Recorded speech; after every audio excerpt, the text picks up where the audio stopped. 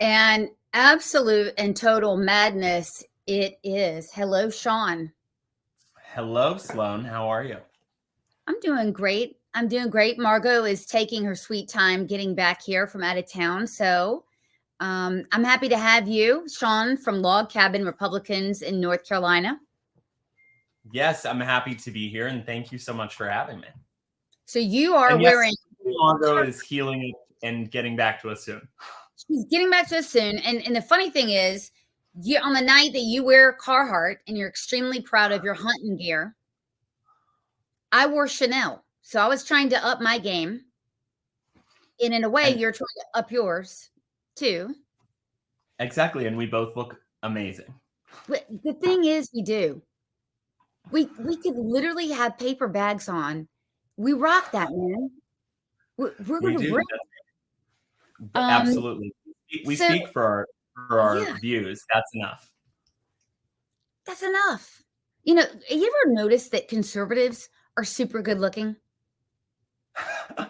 I have. There's tons of jokes and memes out there about let's just say the opposite side and their looks, their hair color choice, etc. Not always looking as dashing as us.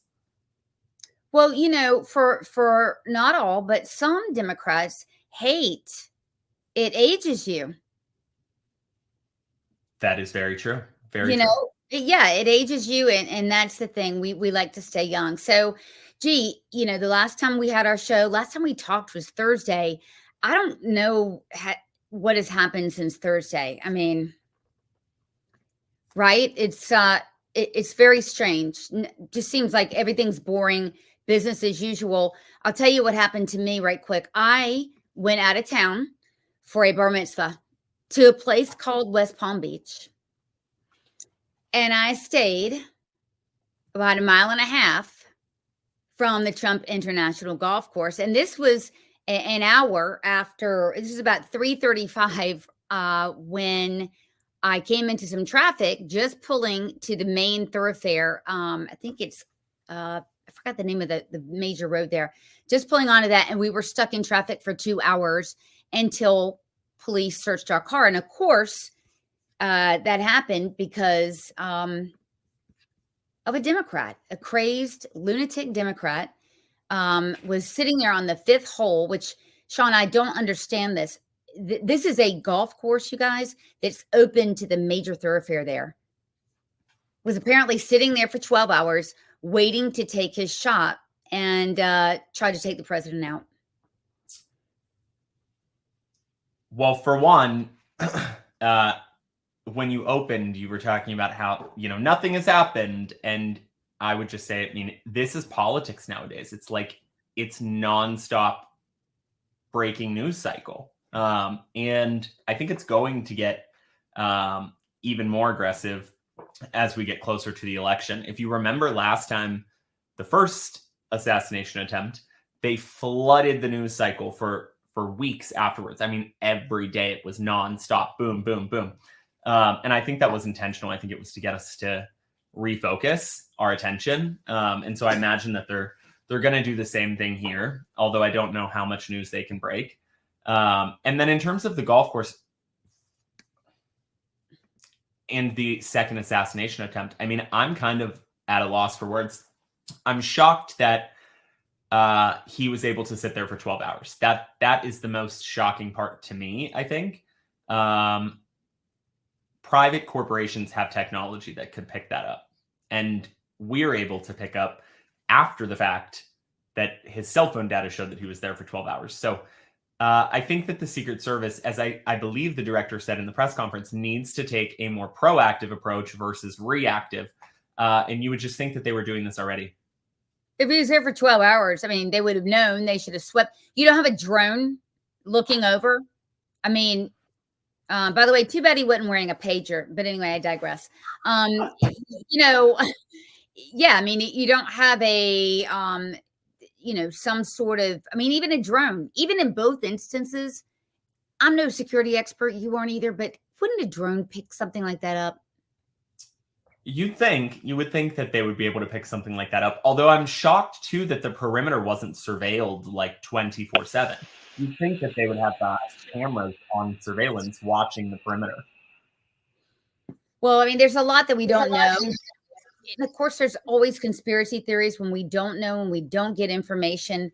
There's a lot of conspiracy theories out there, so we're just going to wait for everything to take its course. But I mean, it needs to happen sooner rather than later. I mean, we need answers to why this is happening, or otherwise, people are just going to naturally fill in the blanks. So, to no surprise, Andy No broke this, and actually, I broke this along with Margot, and Andy No picked it up. He's a great guy.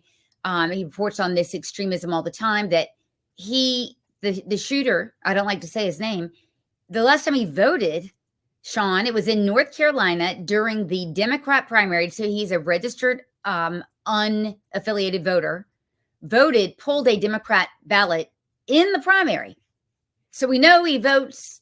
You know, he's got the bumper sticker on. He's donated to. He's donated to Democrats. He leans Democrat. I don't care what they say. And so we were told he's from Hawaii. He's not. Now there's a big question as to what's going on with this guy and voting fraud, et cetera. I mean, well, I think this is it. This goes back to some of the conversations that we've been having, which is about verifying our voter rolls, ensuring that the individuals who are on our voter rolls are in fact citizens and also citizens of the country, the state and counties that they are registered to vote in. If he was living in Hawaii, I'm not sure why he was voting here in North Carolina. That's not quite adding up to me. Because he could, which is your point. Because he could. And there's been some talk among some state lawmakers that, possibly he's going to be brought up on, voter fraud charges. So that would be interesting. I mean, throw the book at this guy. I mean, he's got a criminal record. So apparently in a mile long. Mm-hmm. But, and I'm just going to riddle me this. Either this guy is a living testament to a two-tier justice system between black and white people, or he's an asset of some sort, or the luckiest son of a bitch I've ever heard of. I think there's been upwards of 100 criminal charges, and he hasn't served any in jail. Is that what you're hearing? Yeah, I heard 100 encounters with the police. 100 police encounters. I'm not sure if it's 100 charges. I'm not entirely sure. But his rap sheet is quite extensive. And I think that you are right. Either, he's the luckiest man alive, and every judge that he's seen has said, oh, like, it's okay, we understand this. Or something else, funky is going on here, and I'm not sure what it is. Again, not here to peddle conspiracy theories, but I do think that it is quite interesting that of all of those charges, including felony charges, and using a machine gun too, he was out walking the streets with everyday citizens. I mean, when you take a look at his rap sheet, he should not have been out on the street with the public. No, and again, the most shocking thing to me is he had an incident apparently in Greensboro, where he was in 2002. He was holed up in a hotel room, police standoff. First of all, how do you not get shot in a police standoff and you have a damn AK-47? That is illegal gun. I mean, people keep saying that, oh, we should get these off the streets. They are off the streets, Sean, as you know, and we all know. That's a weapon of war. We're not allowed to possess them in this country. Yeah, so, and it comes back to this. We can circle this back, Sloan, to the gun debate, and when you restrict certain things, the only people who end up with those things are people who are willing to break the law. Criminals, exactly. So to no surprise, this guy was on whatever FBI federal watch list. I don't even know what the hell that is anymore. Do you? I don't know what it is. But they're always on the watch list. Listen, to the extreme credit, if viewers of the show, you do know I have a crush on Richie Torres. You already know. I did not, but now I do. Yes, I know, very unlikely that a right-wing conservative Jewish mom from Apex, North Carolina would have a crush on a New York City congressman who is a gay, Black, Hispanic man. But it is Democrat. It's absolutely true because he's making a lot of sense. He's been clamoring for this. He's like, for the love of Pete, can we just get this man protected? Can we give President Trump extra protection? Well, I think that actually it's crazy to me that the left hasn't taken this opportunity to, like, the biggest statement that they could make right now would be if Biden called Trump to the White House and pulled him into the Oval Office with Kamala, and the three of them sat down and they talked about what exactly it was that Trump needed. And then they walked out and they all said in unity, if you attack one of us, you attack all of us. And we've come together. We've figured out exactly, we're all Americans at the end of the day. But they're not even, it's a political opportunity for them on a silver platter and they won't take it. And I think that it speaks volumes that they won't take it. And it's because they don't want unity with him.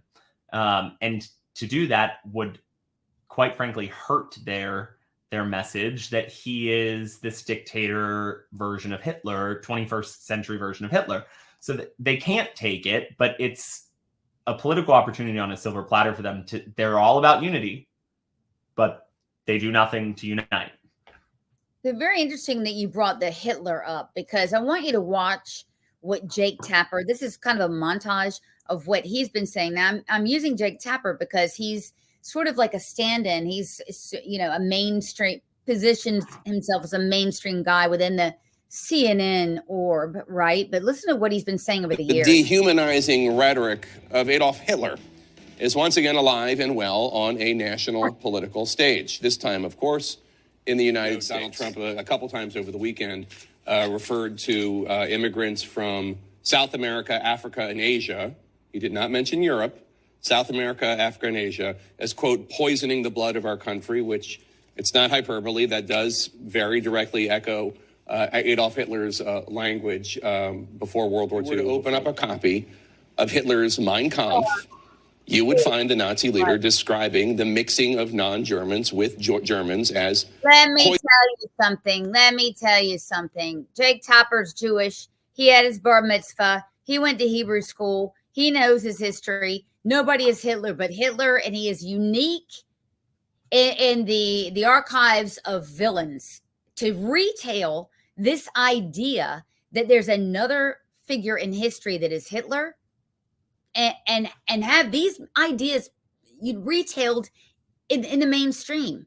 We know people are freaking nuts. This guy was nuts. He took up arms in Ukraine, Sean. I mean, and this doesn't contribute to it. And why are they doing it is one of the questions. And I think that the answer is that the goal is to dehumanize the man.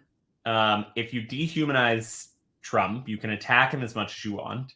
And also it's fear mongering to their voters. It's fear mongering, but it's gone too far. And, for years, they were the ones saying that, Trump needed to cool down his rhetoric and Trump needed to watch what he was saying and how his words hurt and etc.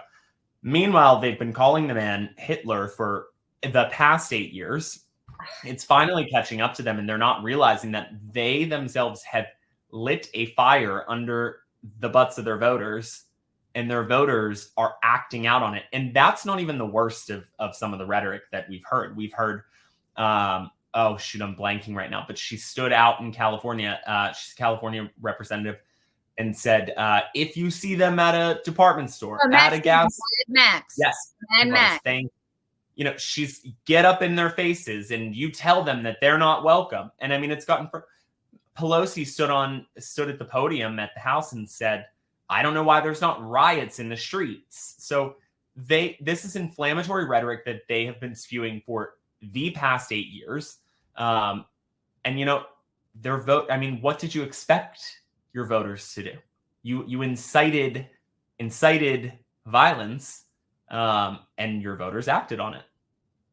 Yes, I mean we are. I mean, we're out there on the media. Sean and I don't want any misunderstandings. We definitely support free speech and the First Amendment, and people are directly responsible for their own actions.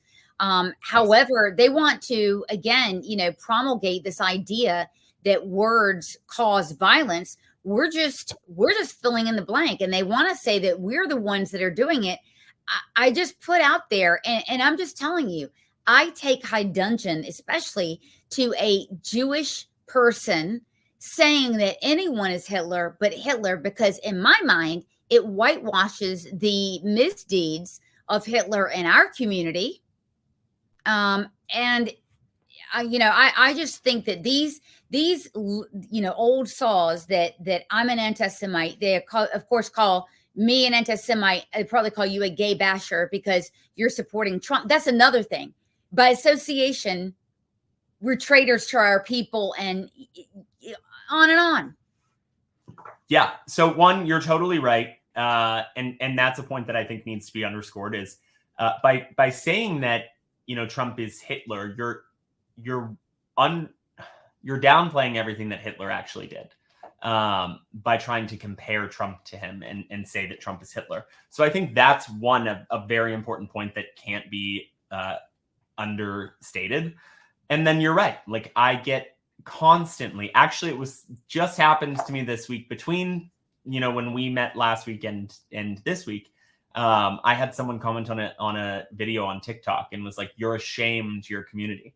And that's a pretty frequent, that I get that all the time. It doesn't really faze me. But the fact of the matter is, I created a response video and that's fine. But the fact is, like, a lot of these people are uneducated and indoctrinated, and they don't even know what they're saying. So, well, they truly don't, because we have a two-party.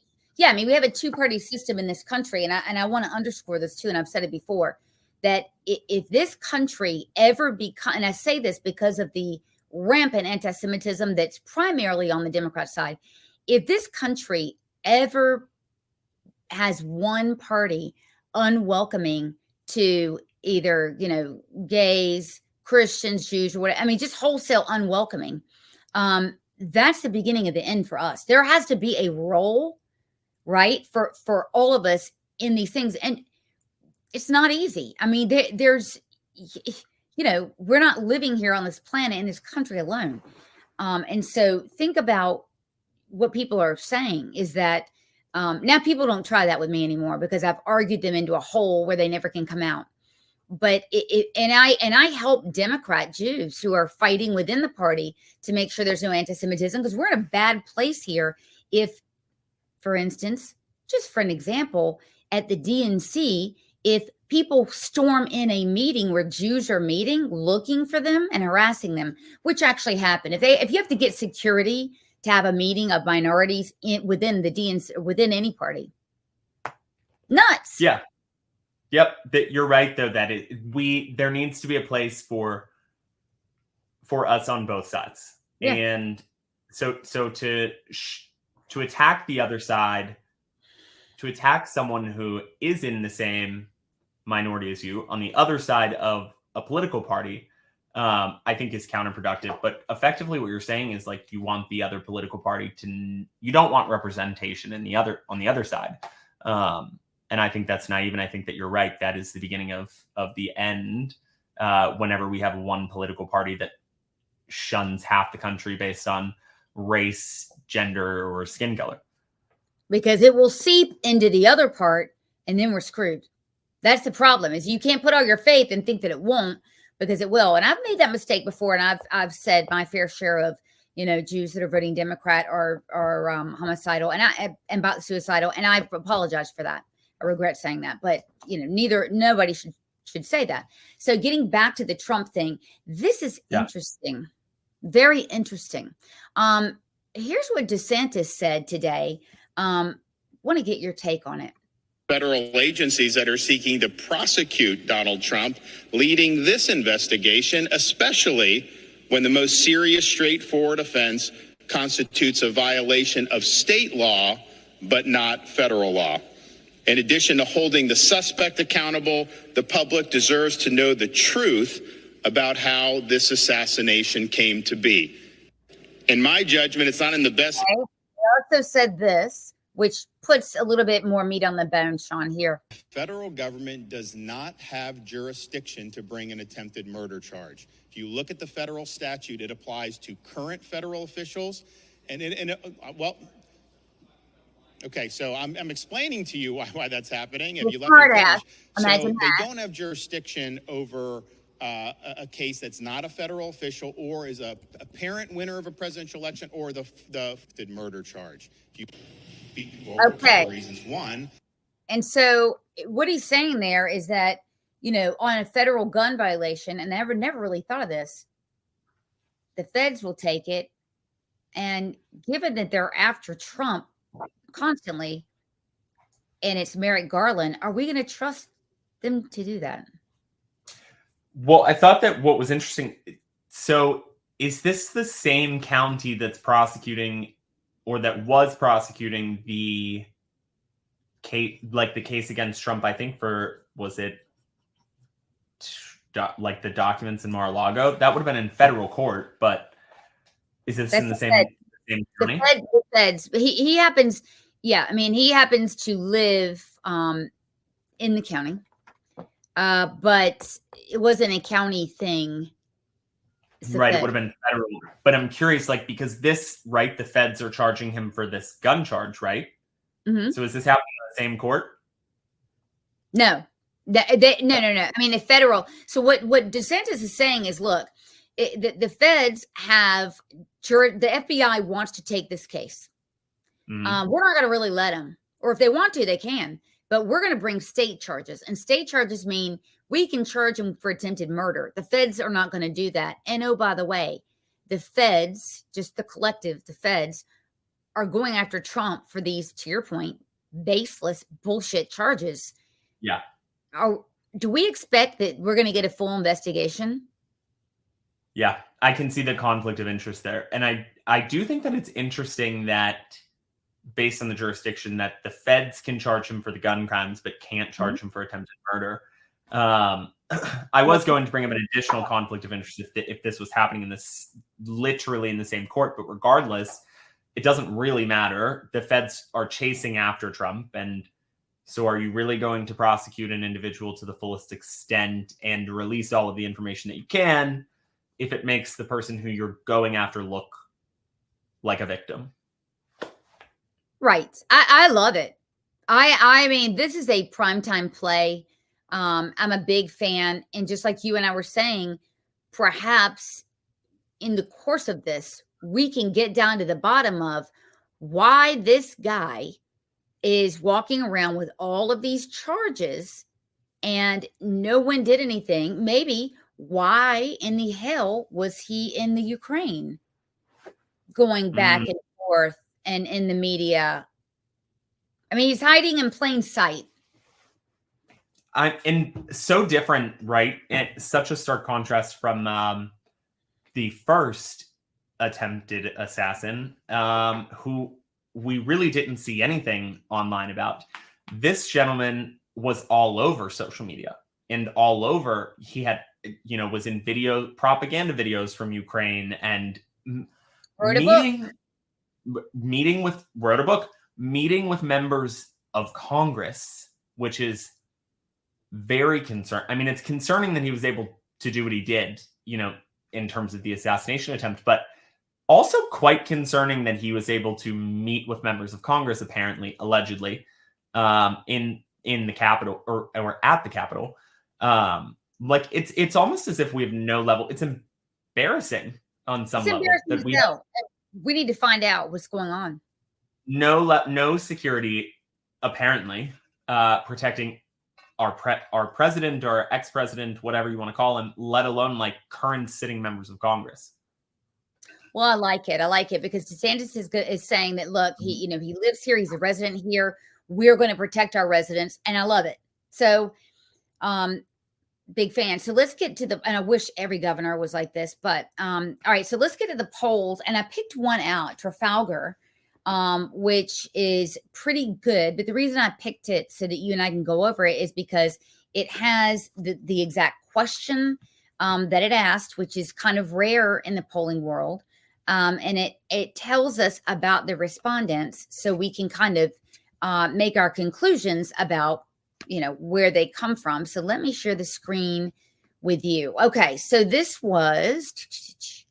came out, goodness, yesterday. Okay, so here's the question they asked. The election for president were held today. For whom would you vote? Now, this is important, I think, because we have so many unaffiliated voters, Yep. right? So here's where they were. Here's who they asked. Now, at first blush, you're going to say, wow, they oversampled Republicans. Okay. And that's kind of true. It is true. Yeah. But they also had, damn near 32% in the unaffiliated bloc. So they really wanted to capture, their vote. Check this out. Aren't we told that female voters think that Trump is the next coming of Beelzebub? Yeah, and females historically overvote against him. So to that point, that seems to shred that narrative. Yeah, and I think what was the split? It was 35% Republicans. That I saw. I think it was 32% affiliated. Yeah, hold on. Let me get that up there. It's 35.2% Republican, 31.7% unaffiliated. If I were running the poll, I'm going to be real honest with you, I would have represented the numbers in the state that were in these three buckets instead of oversampling Republicans. So I just want to show people that when Sean or me or Margot, when we present these polls to you, we're going to go into it. We're going to go into the question they asked, who they sampled, are they oversampling, what's the deal? Yeah, and then we break it down from there. How are one, how does that ratio compare to registered voters and active registered voters in the state? And how does all of that shake out? So I think that it's interesting, the 31.7% unaffiliated, which, how does that, do you know, Sloan, how that compares to NC in general in terms of registered voters? Well, yeah, no, I mean, we're registered. I'm going to show you, actually. I'm so glad you asked. It's almost like you're teeing me up. It's almost like we work together. Like we're connected.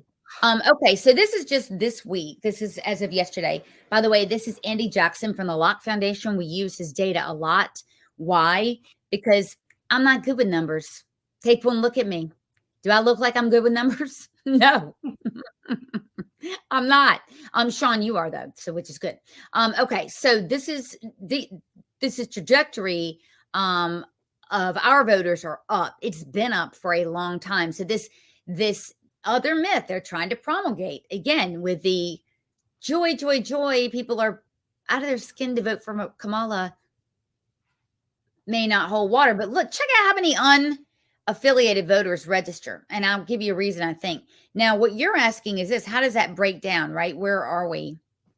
There are a lot more unaffiliated. I don't have the exact percent right now of that, but check this out in the voting pattern. So this is the 15 weeks. This is the lead up to 15 weeks going to the election. You'll see this dark green. Yep, that's your unaffiliated. Yeah.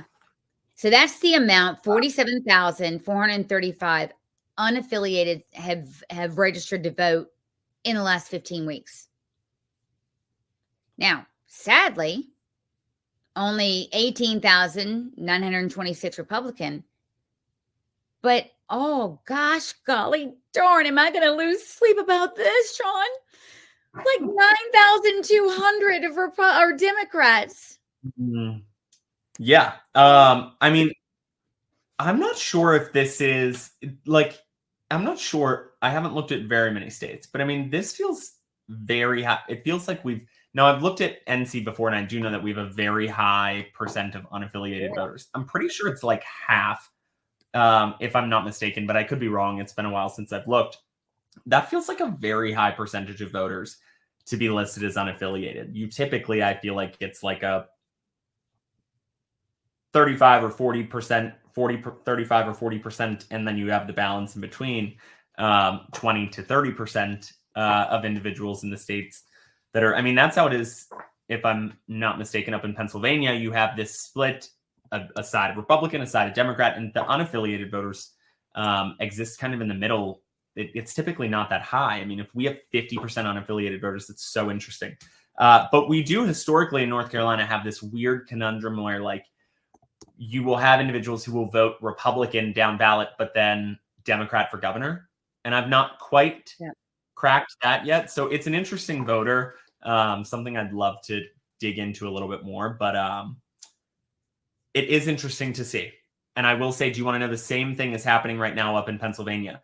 Last week, and everyone freaked out about Taylor Swift's endorsement, right? Do you remember that?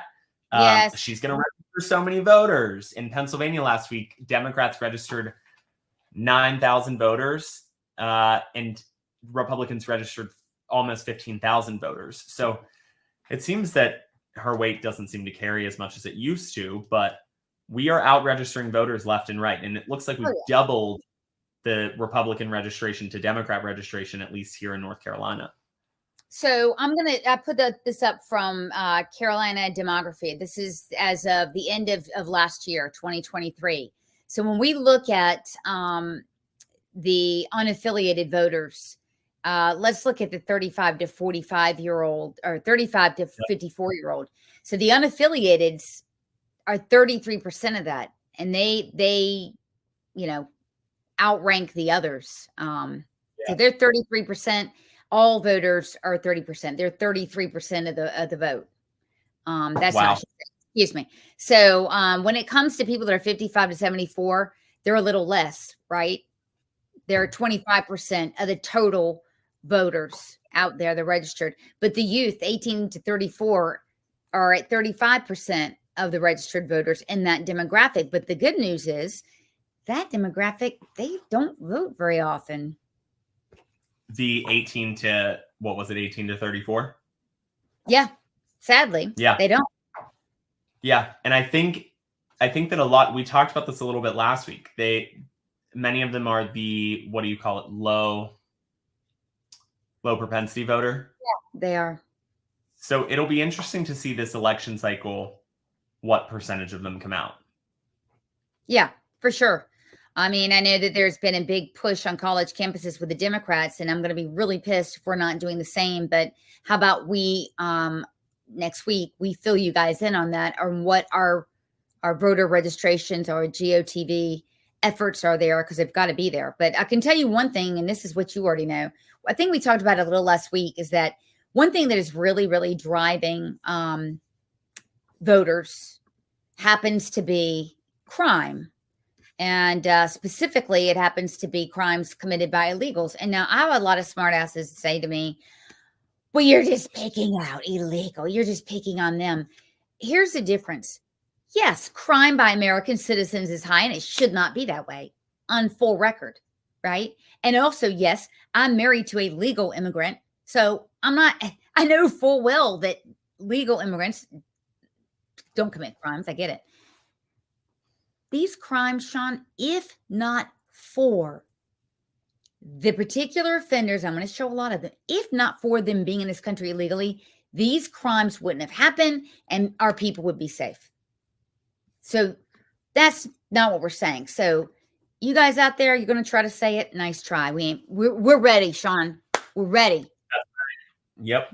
Ready. We're ready for the bull crap. All right. So this is just Gaston County. Gaston County is a conservative county. This just happened. This guy arrested for indecent liberties with a child. So again, if not for open borders and him being in the country, that child would have been protected. Okay. Giving fictitious info to an officer carrying a concealed firearm. We've just been talking about that. Again, in Gaston County, conservative. So the Mecklenburg sheriff, he was one of these radical sheriffs that got elected after Black Lives Matter, like a Soros type of a guy. He said he's not surprised by the ICE detainer bill that we just passed. Cooper's probably going to veto it. He's not surprised, but he ain't having it. He's going to fight against it, even though this crap happened last week, connected to homicides. This has been going on. This guy went on a shooting spree, killed people, and illegal. Okay. Attempted rape, sexual battery, first degree kidnapping, and assault on a female. So the Mecklenburg County Sheriff is saying, yeah, but I'm still going to fight us cooperating with ICE. Check out Guilford County. Okay. Because there's a lot of stuff going on in Guilford County. Remember, this Trump shooter hails from Guilford County, just voted Democrat in Guilford County. Okay. This guy, statutory rape of a victim 13 to 15 freaking years old. If not for open borders, this wouldn't have happened. Here's another one. Child rape. And I don't know why he's in and out of this country, Guilford County. And another one. Statutory rape, victim 13 to 15 years old. We're collating all this for you guys so you see. I want you to see and feel that this is making an impact in our state. Look at this exploitation of a disabled adult. Forsyth County, right next door. Assault with intent to kill. Okay, here's another guy. First degree murder. We're not hearing about this stuff. These are our neighbors, our community. If not for the open borders, Forsyth County, here you go. Vandalism and communicating threats. What in the living hell? And I'll put this up here for you guys to see. It's not just in liberal run counties. Brunswick County is about as conservative as you can get. And this is happening there. Strangled someone. Guys, we have to be bringing these incidents up. This what's on the ballot. Yeah, some of that is really hard to think about in general. I would say like some of it is just nauseating. Like these are some of the most heinous crimes. Yeah. And the fact that we can scroll through however many we just scrolled through. And I do care that they are here illegally because it would have been very simple to stop. But unfortunately, due to the border policies under this administration, we are just letting them in. And in some cases, letting them in, deporting them, they're coming back, we're deporting them again, coming back, we're deporting them again, coming back. In one of the cases of a child, I can't remember which one, I'm blanking right now, and I can follow up on that with you. But one of the children who was murdered by an illegal who was here was deported a total of 6 times. And I have that. It's just, these are heinous crimes. And you mentioned it's even happening in, the more conservative counties. And that's a testament to the fact that every county under the Biden administration is a border county. And in general, we broke down the debate last week, and we talked about, the fact checks, and ABC fact checked Trump on crime and said the FBI says violent crime is coming down in this country. Well, I pulled the stats from the DOJ, and from the DOJ, which obviously exists over the FBI exists within the DOJ. Violent crime is up 37%. All of these numbers are since 2020. Wow. Violent crime is up 37%. Sexual assault is up 42%. Robbery is up 63%. Aggravated assault up 55%. Domestic violence is up 32%. Vehicle theft is up 42%. So, I mean, it's clear that ABC was absolutely and blatantly lying. These stats were available prior to the debate as well. They just chose to ignore them. But it feels to me like there's a real easy solve to reduce some of this crime. And it seems like maybe having a having a border period might be a good place to start.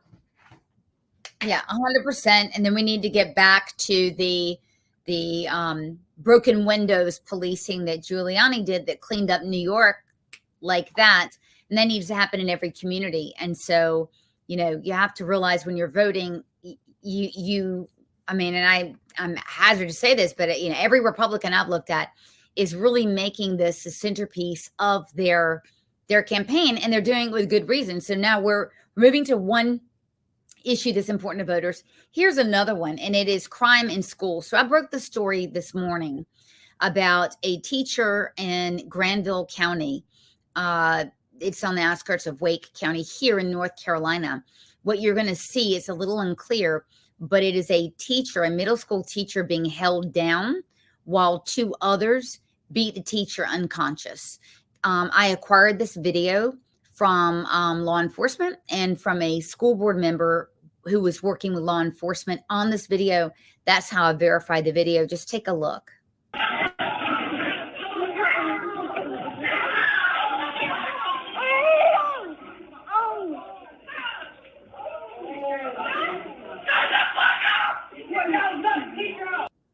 Do you see the feet of the teacher lying there? Look at that. The teacher is lying out cold on the floor.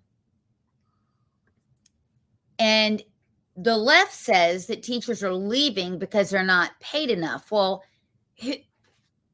yeah, because you couldn't pay my ass enough to put myself at risk like that and can't carry a gun.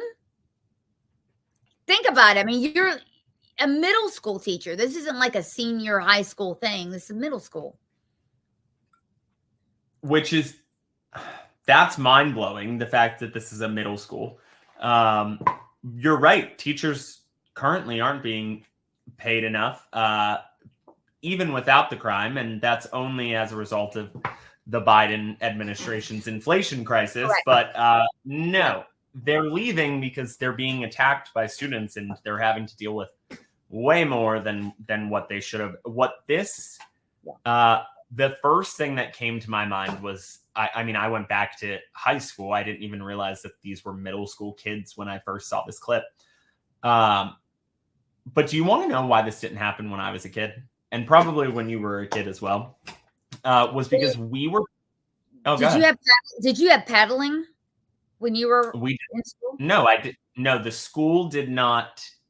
No, the school did not. Now, there were kids who I went to school with who during elementary school went to Catholic school, and I'm sure that they got their hands slapped with a ruler. Yep. But no, in public school, we did not.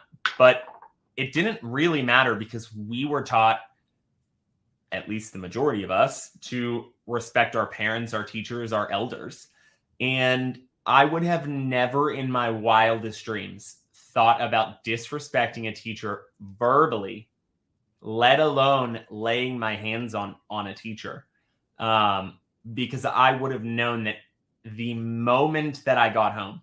Oh, honey. Mm-hmm. I would have had my ass whooped upside down, left, right, and backwards for 7 straight days. I'm sure I would have been limping. And I think that's what we need to do. We need to bring out. Now, there were kids who were disrespectful to teachers when I was in middle school, and we all made the individuals who acted that way feel like idiots. Same. We all knew it was, bring back shame.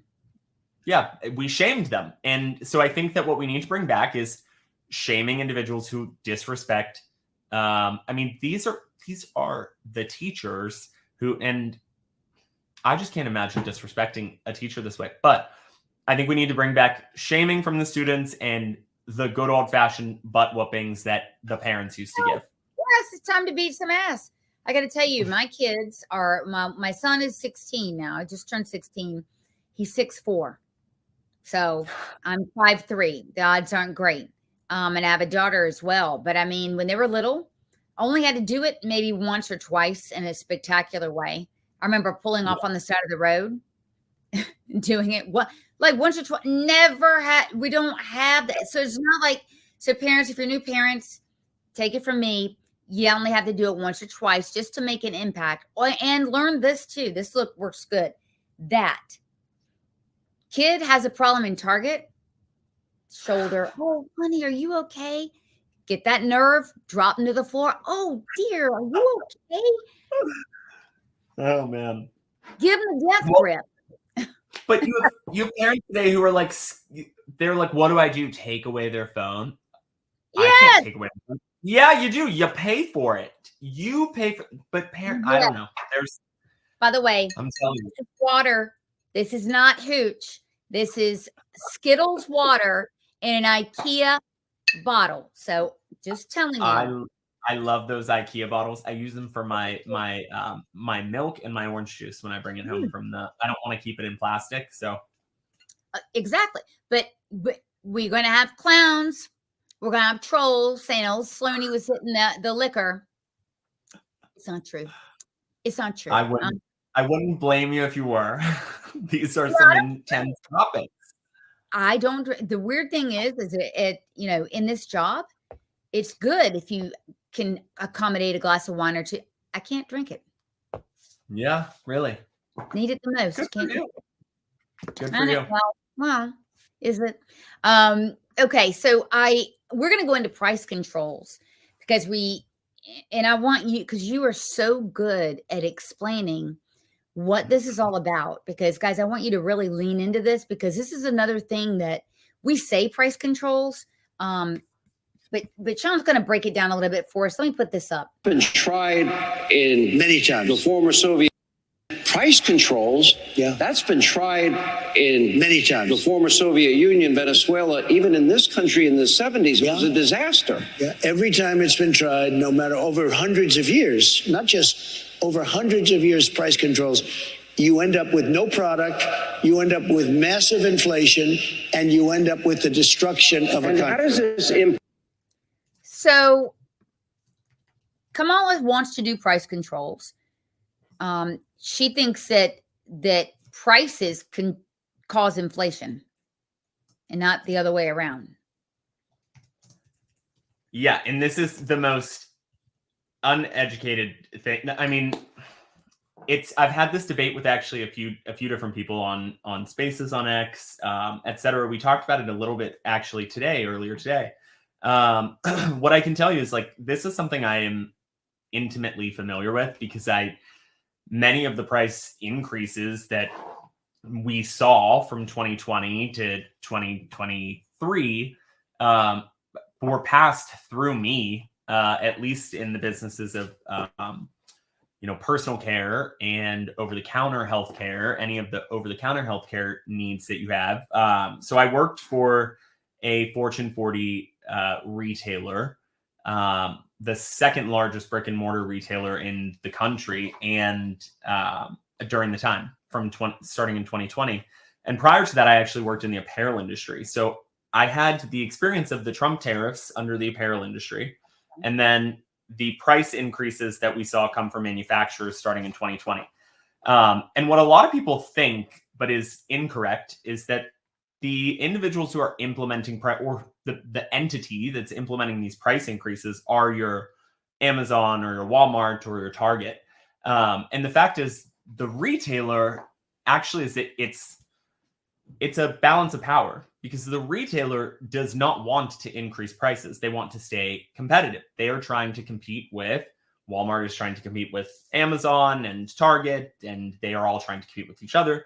So the last thing that they want to do is to raise prices, actually to the point where there are items that retailers call loss leaders. So like eggs is one of them. Like, for example, like you will lose money on eggs as a retailer 9 times out of 10, but you have to have them, because if you don't have them, the shopper is going to go somewhere else, and you lose a lot more business than you would if you were to just lose a little bit of money selling eggs. But so what basically happened is you had an initial round of cost increases, and those are passed from the manufacturer to the retailer. And typically when that happens, the first thing the retailer says is, nope, we're not taking them. We'll just stop buying your product.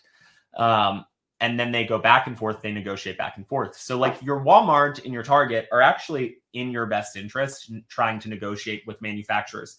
But the first round of cost increases that you had come through were due to supply chain. We effectively halted our supply chain, and manufacturers had to express freight in goods to backfill and backstock shelves. As all of you can remember, we didn't have any toilet paper for a hot minute there. Yep. So they literally put them on airplanes and flew them over here from wherever it was that they were manufactured. So that was your first round. And then after Biden was elected, you saw multiple rounds of cost increases after that, which drove up retail prices.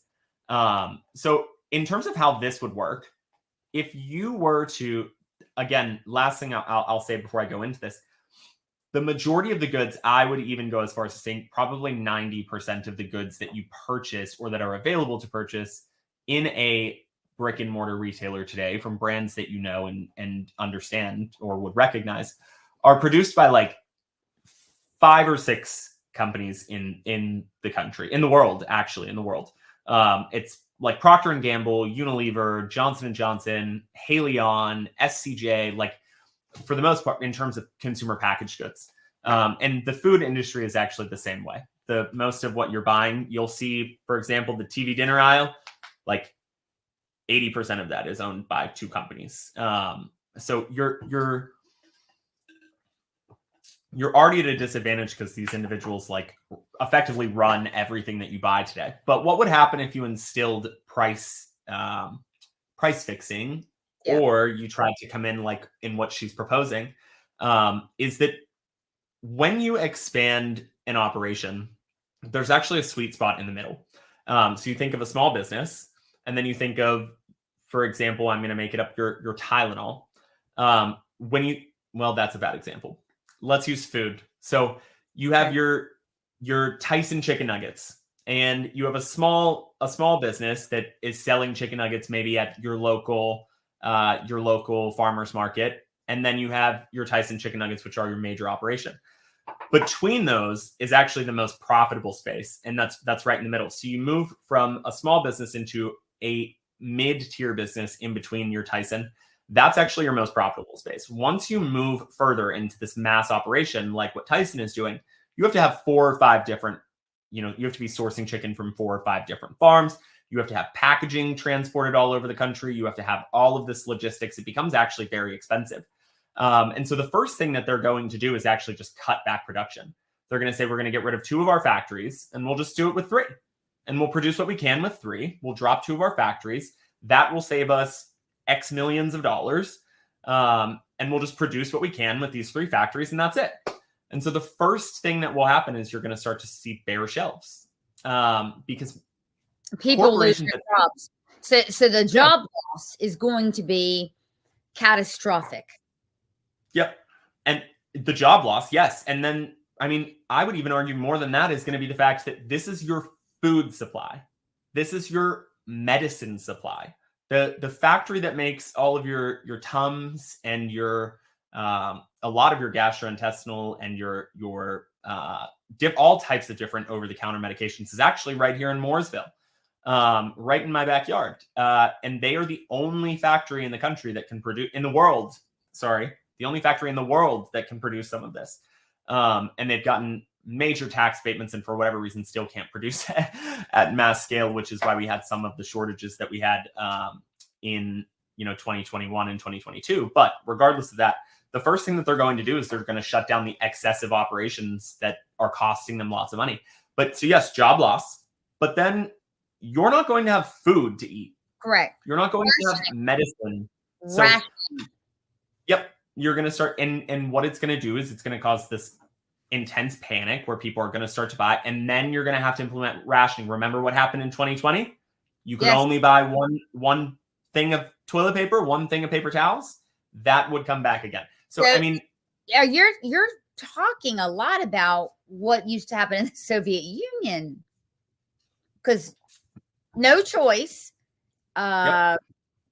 rationing. Yeah. Yep. Forget about brands. Forget about branding. Because what's going to happen is you're going to be forced to go and choose. If you want acetaminophen, you're not getting Tylenol, whether you want, which by the way, it's the exact same in terms of OTC regardless, but you're not going to have a choice because you're going to be told that you can buy one bottle of whatever is on shelf and that's it. Like you're immediately going to, and they tested it during 2020 with the toilet paper, with a lot of things. So, I mean, and it's the manufacturers and the retailers will absolutely do the best that they can to provide what they can. But at the end of the day, these manufacturers or corporations, their goal is two things. First, to drive revenue, and second, to improve profitability. And so between those two things, they are going to cut those extra factories that they have, and they're going to reduce back production to a point where it becomes more profitable for them.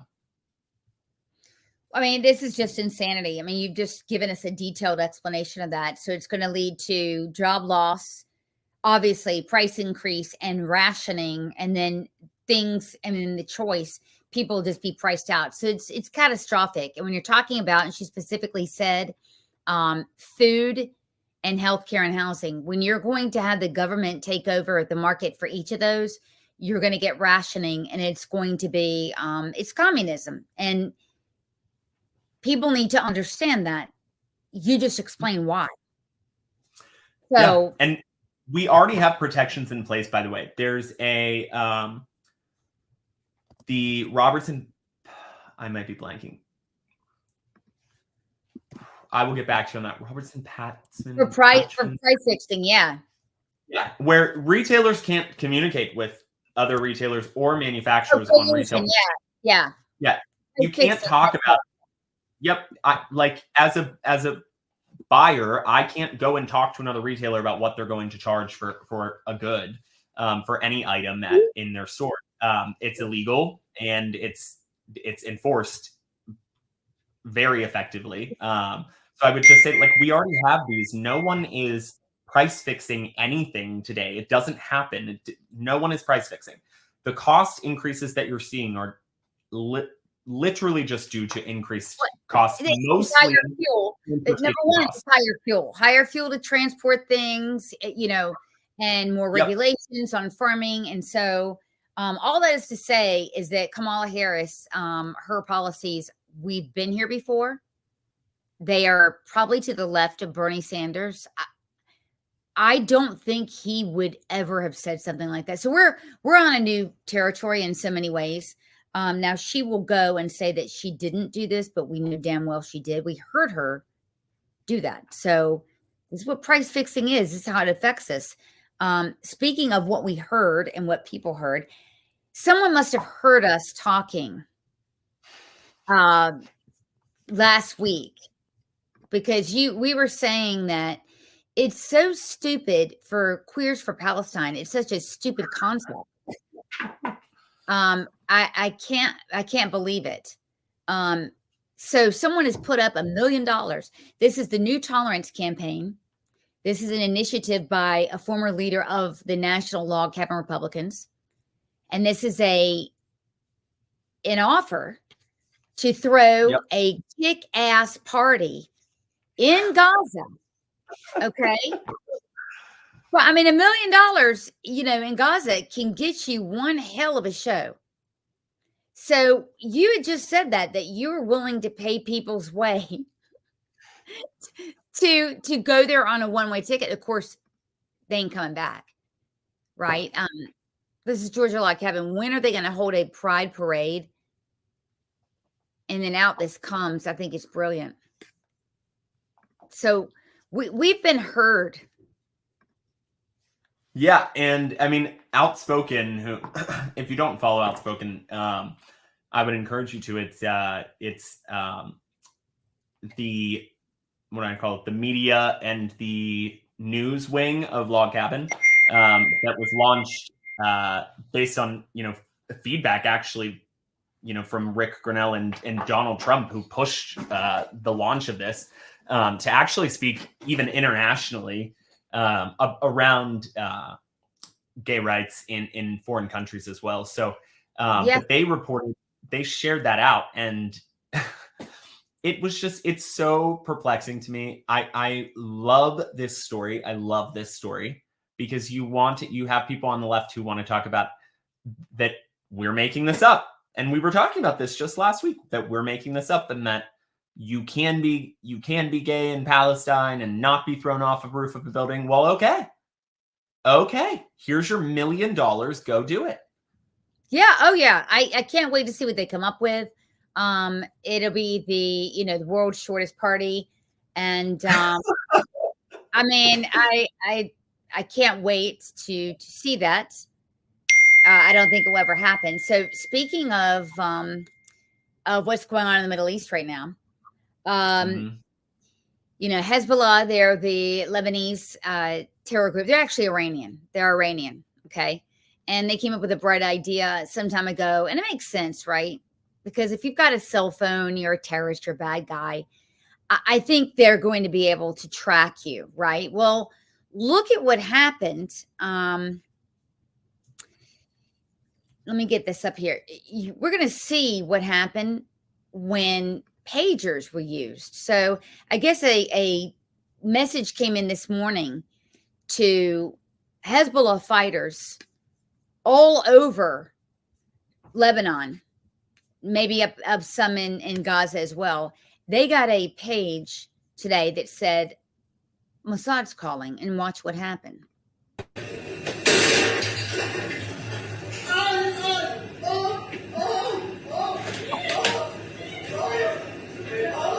That was one. Watch this guy. You're going to hear his pager go off. A minute. Oh. He reaches down. There you go. And he got his dick blown off. So, roughly 3,000 terrorists had their junk blown off this morning. And you'll notice that, so done by Mossad, of course, that only the offenders, only one person. So there were not, injuries and casualties to innocent people. And so Mossad figured out a way to hack into the pagers of just terrorists and give them a little something. And so, yeah. So what I was hearing too were reports about that the pagers were explicitly given to these that effectively they were passed through and to the terror organization, and they then told their people come and pick these up. And so I don't know, if these were, I'm not sure what all of the details were yet, but it doesn't seem to me like these were just random pagers that you could have bought at a store. It seems that they were infiltrated, right. But I love this story so much.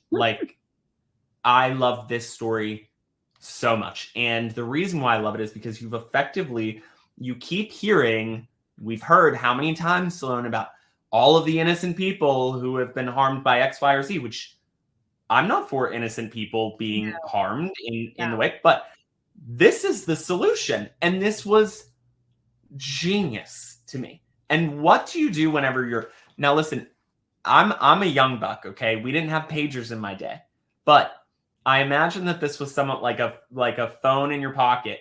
When your pager goes off, what do? You reach down for it, and typically you're grabbing it with your dominant hand. Yeah. So you're blowing off the hand of the person who, okay, now good luck shooting your gun, friend, or you're blowing off their hip, which to me is just lovely. I used to work in the OR. By the way, this is what they're going to be using from now on. They're updated. You're not wearing it on your hip, okay? Because you usually have a weapon on your hip, so you're wearing it. In other words, a kidney position, right? Those of you that carry will know that. So it's not there because guess what? You cannot check it and look fully this way. You're going to check it where you can look down. It's right at your junk. Yeah. So I put this up today. I think some of these kitty sex change surgeons from Duke and UNC, I'm hearing they're going over there to stitch their little tiny dinglings. Please. Well, you know, I'm good for them. joking. I'm sure that just like with these individuals getting these sex changes, it's not going to work. So, Yeah. you know, you might Well, have it stitched back together. I'm sure it's going to look terrible, and I can guarantee it's probably not going to work the way it used to. But I also will say I thought that your the cup with the string was funny because I had a thought earlier today when I was on the phone with my dad, and he brought this up to me, and I said to him, I was like, Hezbollah would have struck back at Israel today if they weren't so scared to pick up their phones and call each other. okay, And so he that's another thing. Like, you know, can you imagine, right? Can you imagine?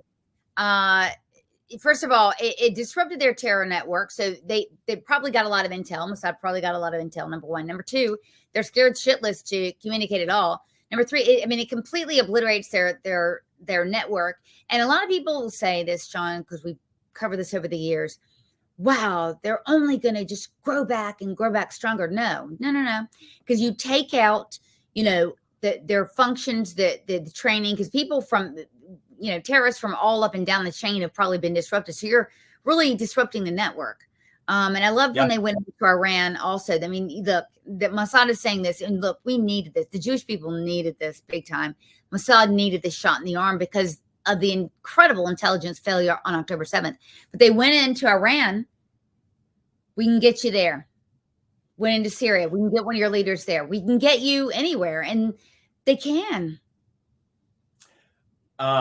Did you see the news about Iran's ambassador to Lebanon having been injured by one of these? Mm-hmm. What are you doing with one of these pagers, sir? How'd you get it? Like, well, I think that's the tip of the iceberg. I think we're going to find out a lot more. I think some UN employees are going to be revealed. Typically, journalists are going to be. So we're going to catch a lot of this. Look, you know, when you're talking about anti-Semitism in the U.S. and spreading it, that's a tactic.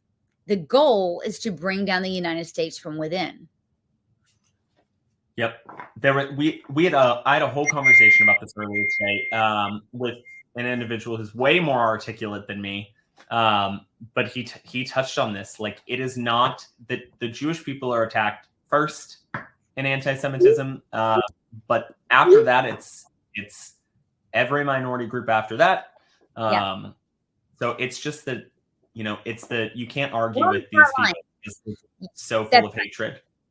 Well, we're on the front line. And if you look at time immemorial throughout societies, the beginning of civilization is when a society allows rampant anti-Semitism to flourish.